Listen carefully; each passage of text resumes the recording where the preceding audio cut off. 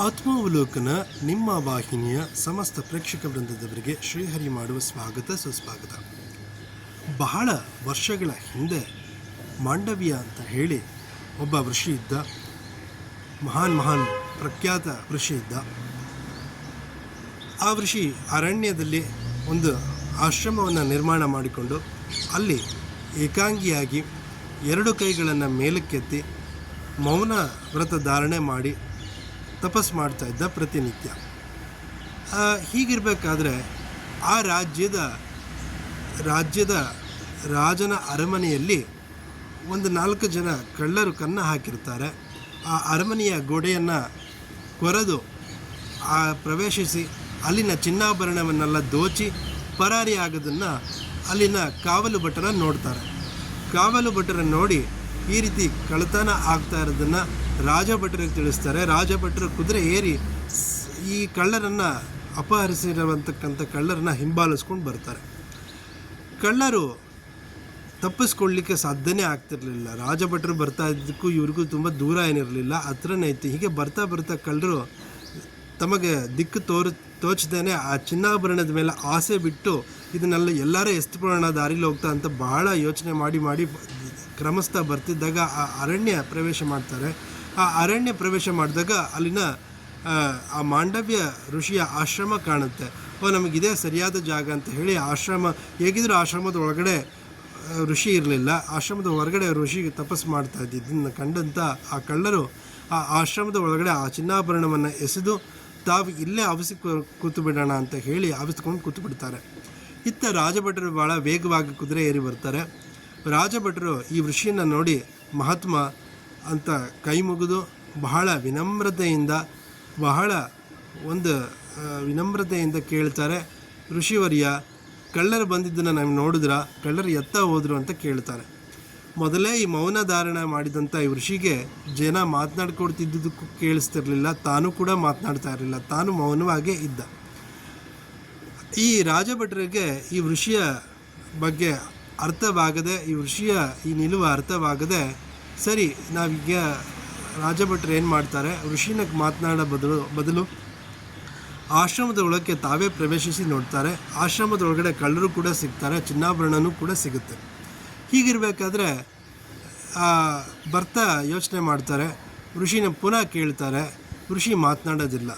ಅವರು ತಿಳ್ಕೊತಾರೆ, ಈ ಕಳ್ಳರ ನಾಯಕ ಈ ಋಷಿನೇ ಇರಬೇಕು, ಈ ಋಷಿ ಅಲ್ಲಿ ಕಳ್ತನ ಮಾಡ್ಕೊಂಬಂದು ಇಲ್ಲಿ ಋಷಿ ವೇಷ ಹಾಕ್ಕೊಂಡು ಇಲ್ಲಿ ಕೂತಿ ತಪಸ್ಸು ಮಾಡ್ತಿರೋ ಥರ ನಾಟಕ ಆಡ್ತಾ ಇರಬೇಕು ಅಂತ ಹೇಳಿ ಕಳ್ಳರ ಜೊತೆ ಈ ಋಷಿಯನ್ನು ಕೂಡ ಕರ್ಕೊಂಡು ಹೊರಟೋಗ್ತಾರೆ.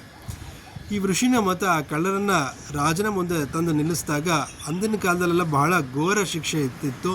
ಈ ರೀತಿಯ ಕಳ್ಳತನ ಮಾಡಿದ್ರೆ, ಈ ರೀತಿಯ ಅಪರಾಧ ಸಿಕ್ಕಿದ್ರೆ ಬಹಳ ಘೋರ ಶಿಕ್ಷೆ ಇರ್ತಿತ್ತು. ರಾಜನ ಮುಂದೆ ವಿಚಾರಣೆ ಮಾಡಿದಾಗಲೂ ಕೂಡ ಆ ಋಷಿ ಏನೂ ಮಾತನಾಡದೆ ಮೌನವಾಗಿದ್ದನ್ನು ಕಂಡು ಋಷಿನೂ ಕೂಡ ಅಪರಾಧಿನೇ ಅಂತ ಹೇಳಿ ಆ ರಾಜನೂ ಕೂಡ ಹಿಂದೆ ಮುಂದೆ ಯೋಚನೆ ಮಾಡದೆ ಆವಾಗ ಎಲ್ಲರಿಗೂ ಶೂಲಕ್ಕೇರಿಸಿಬಿಡ್ತಾರೆ. ಇತ್ತ ಕಳ್ಳರನ್ನು ಶೂಲಕ್ಕೇರಿಸಿದ್ದಾಯಿತು, ಇತ್ತ ಈ ಋಷಿ ಮಾಂಡವ್ಯ ಋಷಿನೂ ಕೂಡ ಶೂಲಕ್ಕೇರಿಸಿದ್ದಾಯಿತು. ಕಳ್ಳರೇನೋ ಶೂಲಕ್ಕೆ ಸಿಕ್ಕಾಕೊಂಡು ಸಾಯ್ತಾರೆ.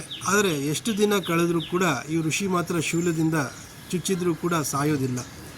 ಈ ರಾಜನಿಗೆ ನಿಜವರಿಕೆ ಆಗುತ್ತೆ, ಅಯ್ಯ ಅಂತ ನಾನು ತಪ್ಪು ಕೆಲಸ ಮಾಡಿಬಿಟ್ಟೆ, ಈ ಅನ್ಯಾಯವಾಗಿ ಋಷಿಯನ್ನು ನಾನು ಶಿಕ್ಷಿಸಿದ್ನಲ್ಲ ಅಂತ ಹೇಳಿ ಪಶ್ಚಾತ್ತಾಪ ಪಡ್ತಿದ್ದಾಗ ಆ ಋಷಿ ಹೇಳ್ತಾನೆ, ನೀನೇನು ಚಿಂತಿಸಬೇಡ, ಇದರಲ್ಲಿ ನಿನ್ನದೇನು ತಪ್ಪಿಲ್ಲ ರಾಜ ಅಂತ ಹೇಳಿ ಒಂದು ರೀತಿ ಮನ್ನಣೆ ಮಾಡ್ತಾನೆ.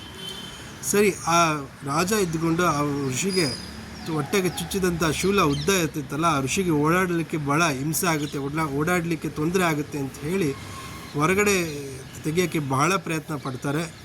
ಋಷಿಗೆ ಚುಚ್ಚಿಕೊಂಡಂಥ ಶೂಲ ಹೊರಗೆ ಬರೋದಿಲ್ಲ. ಸರಿ, ಹೊರಗೆ ಬರದಿದ್ದ ಸಂದರ್ಭದಲ್ಲಿ ಅದನ್ನು ಹೊರಗಡೆ ಇರುವಂತಕ್ಕಂಥ ಸರಳನ್ನು ತುಂಡರಿಸಿ ಋಷಿಗೆ ಓಡಾಡಲಿಕ್ಕೆ ಅನುಕೂಲ ಆಗಲಿ ಅಂತೇಳಿ ತುಂಡರಿಸ್ತಾರೆ. ಸರಿ, ಋಷಿ ಓಡಾಡ್ಕೊಂಡಿರ್ತಾರೆ. ಆ ಮಾಂಡವ್ಯ ಋಷಿ ಹೀಗೆ ಓಡಾಡಬೇಕಾದ್ರೆ ಒಂದು ಆಲೋಚನೆ ಬರುತ್ತೆ ಮಾಂಡವ್ಯ ಋಷಿಯ ತಲೆಗೆ. ನಾನು ಪುಟ್ಟವನಿದ್ದಾಗಿಂದನೂ ಕೂಡ ಯಾರನ್ನೂ ಕೂಡ ನೋಯಿಸಿಲ್ಲ, ಯಾವ ಒಬ್ಬ ಮನುಷ್ಯನೂ ಕೂಡ ನೋಯಿಸಿಲ್ಲ, ಯಾವೊಂದು ಪ್ರಾಣಿಗೂ ಕೂಡ ನಾನು ಹಿಂಸೆ ಕೊಟ್ಟಿಲ್ಲ. ಹೀಗಿರ್ಬೇಕಾದ್ರೆ ಈ ಯಮಧರ್ಮ ಯಾಕೆ ನನಗೆ ಈ ರೀತಿ ಘೋರ ಶಿಕ್ಷೆಯನ್ನು ವಿಧಿಸಿದ ಅಂತ ಹೇಳಿ ಒಂದು ರೀತಿ ಜಿಜ್ಞಾಸೆಯಿಂದ ತನಗೆ ತಾನೇ ಪ್ರಶ್ನೆ ಮಾಡಿಕೊಂಡು ನೇರ ಯಮಲೋಕಕ್ಕೆ ಹೋಗಿ ಆ ಮಾಂಡವ್ಯ ಋಷಿ ಯಮನನ್ನೇ ಪ್ರಶ್ನೆ ಮಾಡ್ತಾನೆ. ಅಯ್ಯ ಯಮಧರ್ಮರಾಯ, ನನಗೆ ಯಾಕೆ ಈ ರೀತಿ ಶಿಕ್ಷೆ ಕೊಟ್ಟೆ? ನಾನು ಚಿಕ್ಕವನಿದ್ದಾಗಿಂದನೂ ಕೂಡ, ನನಗೆ ತಿಳುವಳಿಕೆ ಬಂದಾಗಿನಿಂದ ಕೂಡ ನಾನು ಯಾರಿಗೂ ಕೂಡ ನಾನು ಈ ರೀತಿಯ ಮನಸ್ಸು ನೋಯಿಸಲ್ವಲ್ಲ, ತಪ್ಪು ಯಾರಿಗೂ ಕೂಡ ಒಂದು ರೀತಿಯ ನೋವನ್ನುಂಟು ಮಾಡಿಲ್ವಲ್ಲ ಅಂತ ಹೇಳಿ. ಇಲ್ಲ ನಿನಗೆ ಜ್ಞಾಪಿಸ್ಕೊ, ನೀನು ಪುಟ್ಟವನಿದ್ದಾಗ ಒಂದು ಚಿಟ್ಟೆಗೆ, ಒಂದು ಪತಂಗಕ್ಕೆ ಮುಳ್ಳಿನಿಂದ ಚುಚ್ಚಿ ಅದನ್ನು ನೋಯಿಸಿ ಅದರ ಸಾವಿಗೆ ನೀ ಕಾರಣ ಆಗಿದ್ದಿ ಅಂತ ಯಮಧರ್ಮರಾಯ ಹೇಳಿಬಿಡ್ತಾನೆ. ಆದರೂ ಕೂಡ ಈ ಮಾಂಡವ್ಯ ಋಷಿಗೆ ಕೋಪ ಕಡಿಮೆ ಆಗಲಿಲ್ಲ. ಇನ್ನೂ ಸಿಟ್ಟು ಜಾಸ್ತಿಯಾಗಿ, ಅಲ್ಲ ಯಮಧರ್ಮರಾಯ, ನೀನು ಬರೀ ಯಮ ಅಲ್ಲ, ನಿನ್ನ ಹೆಸರಲ್ಲಿ ಧರ್ಮರಾಯ ಕೂಡ ಧರ್ಮ ಕೂಡ ಅಡಗಿದೆ. ಸ್ವಲ್ಪ ಆಲೋಚನೆ ಮಾಡು.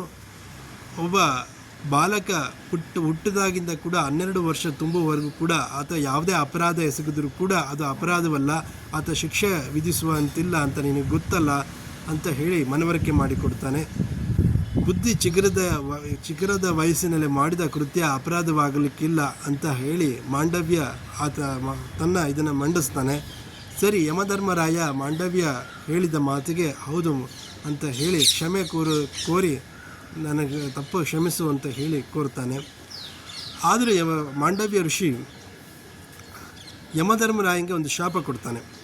ನೀನು ಮುಂದೆ ವಿದುರನಾಗಿ ಹುಟ್ಟು ಬಾ ಅಂತ ಹೇಳಿ ಶಾಪ ಕೊಡ್ತಾನೆ.